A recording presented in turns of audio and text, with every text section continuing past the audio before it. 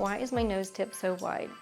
Usually this is just the way that you're made. So it can be genetics, it could be trauma if you've had trauma to your nose, but most of the time with the people I see, it's just genetics, and also your skin can be a bit thicker, making the nose tip look a bit wider.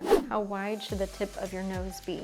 So by the textbooks, if you take a line from the inside part of your brow and you draw it down in a nice curve down, your nose should be right in line with the curve down from your brow. You should also have, the nose can be divided into thirds from the outside to the tip is about a third, across the tip is about a third, and to the other outside, or the ala, is about a third.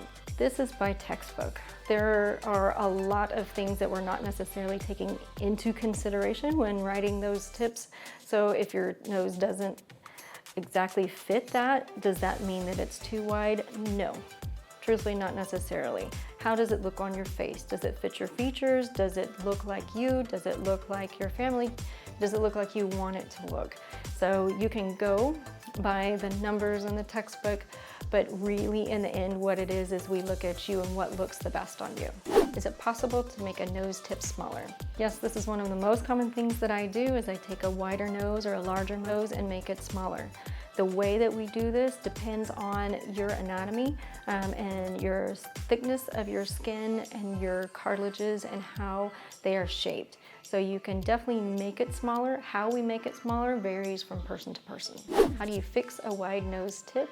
This depends on the person. If you have thinner skin like myself, what you can do is trim some of the cartilages. You can bring them together with sutures.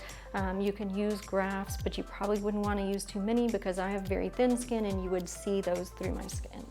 If you have thicker skin, then we want to reinforce the structure of your tip and be able to support your tip and bring those cartilages together in a very structured way, and so you're able to see that thinness underneath the thicker skin.